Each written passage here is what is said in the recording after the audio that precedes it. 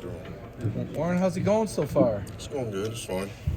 It's a great experience. Any flashbacks to the national championship there at Lucas Oil? Oh, yeah. Walking through here the first time, just takes me back every time. And then I was in the locker room. We had walked through the locker room for something. I just, flashbacks to being back there after the game with all your boys. Definitely. Are you going to be able to work out? I mean, you practiced at the Senior Bowl. I'm guessing that you just set out the senior just as a precaution? Mm-hmm. I sat out for a little bit. Just because injury from December with the knee, so just chose to sit out. How'd you feel during the practices, though? Because you were felt good. Yeah. Well, what type of numbers are you trying to put up here? I'm actually not going to work out here. I'm going to just wait till pro day. You're not doing anything here at all? No, sir. Just interviews? Yeah, just interviews and medical stuff. So the decision to go to the Senior Bowl, it's only been a few weeks since you were involved in that tragic accident, yet you were there practicing at the Senior Bowl less than 3 weeks later. How did that decision come about, and how did you feel throughout the week? Really just, it was a great opportunity and just chose to run with it. It was tough, but I chose to run with it, and it was a great experience. I had fun, met some great people, and, hung out with some teammates that I haven't seen in a while, so it was a great experience. Yeah, Jack Podlesny was your roommate. He was talking about that he said it was like meant to be that he was supposed to be in the room. What did that mean to have Jack there with you that week? Oh, yeah, it was awesome, to have Jack, because, we really don't hang out too much, at Georgia because specialists and offensive linemen, we were kind of no mix besides field goal. But, just being able to hang out with Jack because we're from the same area, grew up in the same town, went to rival schools and played each other. So, just having those, moments to talk about that, flashback to high school and stuff like that, hometown, place to eat, stuff like that. So it was cool. Warren, what was your reaction when earlier in the week Jalen had to go home and now he's back? I mean, obviously, you were there and everything. I mean, what was sort of your reaction to what happened and the situation? Actually, right now, I'm not really talking about, that situation. Just to, be safe. I'm not really talking about that. Are you talking about when you're with teams? Are they asking you, how you're doing? And yeah, teams are asking how I'm doing and stuff like that, which I really, I love. So. You sought out, you told us at the Senior Bowl that you sought out a psychologist early on. Has that been effective? Has that helped out a lot for you then? Oh, yeah, it's definitely helped. It's helping me a lot. And it's helping. Yeah. What do you think are some of the challenges that you're going to have making the transition from college to the NFL? I know that you're constantly working on your game. Mm-hmm. What are the things that you look to improve between now and Pro Day, and the things that you want to get better at as you transition to the NFL? Definitely getting stronger, more flexible. Flexibility is a big thing. Really just getting stronger, and then just becoming better at the game, a better student at the game. Warren, as you look at that offensive line that you're leaving, what should we know about that group for next year, Coach Searles and the guys that are coming back? Oh, they're going to be a beast. They're going to be a machine.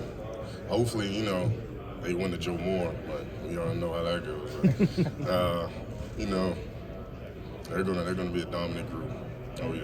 What about Mims? He was kind of your understudy. Where do you think we're going to see Amarius Mims moving forward on that line? I don't know what position he's going to play, but I think he'll play a big role in the leadership. Really, there's going to be a lot of leaders. A lot of older guys, Xavier Truss, Cedric, Tate. Mims stepping up. It's going to be a lot of leadership in that room, so it's going to be a good room for sure. Who are some other tackles? I mean, obviously Mims will pencil in at one of those tackle spots, but who are 2 or 3 other names we might want to watch for out there? Ernest Green, he got injured throughout the season, before the season, so he sat out for a little bit, but he's coming back. He had him a great spring, especially for an early enrollee. He shocked me. So Ernest Green for sure, Austin Blasky. Micah Morris, there's a bunch of talent in that room. What did Ernest do in the spring, like you said, that shocked you, really made you think, hey, these guys can come in and play pretty quick? Really, when freshmen come in, early enrollees at that, they have a lot to learn, and he picked up on everything quick, and his pass pro, you come in and you have to learn how to kick slide and stuff like that, and he had it down pat, day one when he first got in. So just seeing stuff like that and just little things like that, you're like, okay, he's gonna be good. Do you think teams see you strictly as a tackle? Has anybody talked to you about guard? Some teams ask me if I play guard and if I'll be comfortable playing guard. I think I'm a tackle, but I'll play any position. How many teams do you think you met with this year? Around 12, 13. It was a couple tonight. Did any of those meetings stand out? Was there anything that maybe a team did? Did any of those really stand out? Was there anything a team asked you, or? Really, they all were kind of the same. No crazy question that any team asked me. They all were kind of the same, asked the same stuff. So. Warren, you're I think this is right. You're from a military family, right? Yeah. So what branch of service, and what do you think you get? What qualities do you think you got from growing up in a family with a military background? What was the branch? My dad was in the Navy. I had an uncle. He was in the Army. But just yes sir, no sir. That was a big thing. Discipline. Making sure the room was cleaned every day, chores was done, stuff like that. But it wasn't too hectic, It wasn't one of them dads that was like, you got to have the bed, pressed where I can throw a quarter and it bounce up. It wasn't like that, but it was a lot of discipline stuff. The 37-game streak you had, I mean, were there some games where you really maybe weren't sure you could go? Because you're a guy that's kind of soldiered through a lot of nicks and bruises, I suppose. What was that streak like? What did that mean to you? Really, I didn't even know I had a streak. I knew I started a bunch of games, but I didn't know the 37 streak was until we got to LSU, going into Ohio State, and I was like, oh, 37 straight. But just recovery. We have a great athletic training staff, so just getting in their recovery, and then really just when it's game time, just pushing through small injuries. That's one thing you got to do to be on a good team. You can't have a little bruise and be like, I don't want to play. No, you got to push through it, or you got players behind you like Amari's Mills that's ready to step up. You talked about the leadership that's going to be in that room next year. Were you surprised that Cedric came back?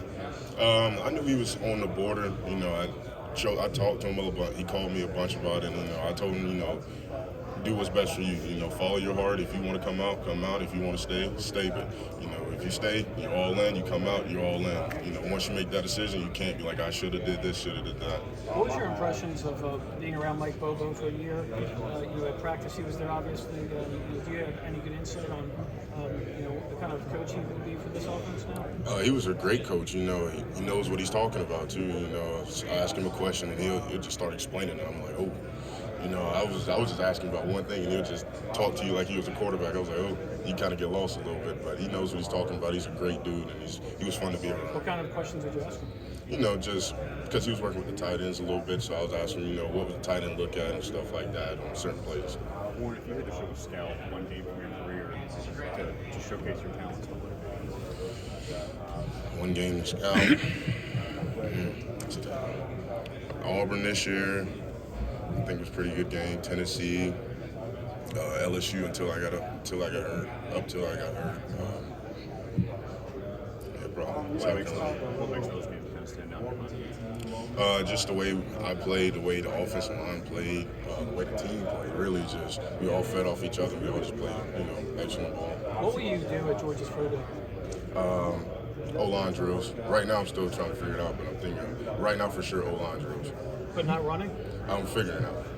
You had 3 different offensive line coaches at Georgia, Yeah. right? So was there any downside to that, or do you think that was kind of a benefit to learn from 3 different coaches like that? Definitely was a benefit. 3 different offensive line coaches. You got to learn from 3 different coaches.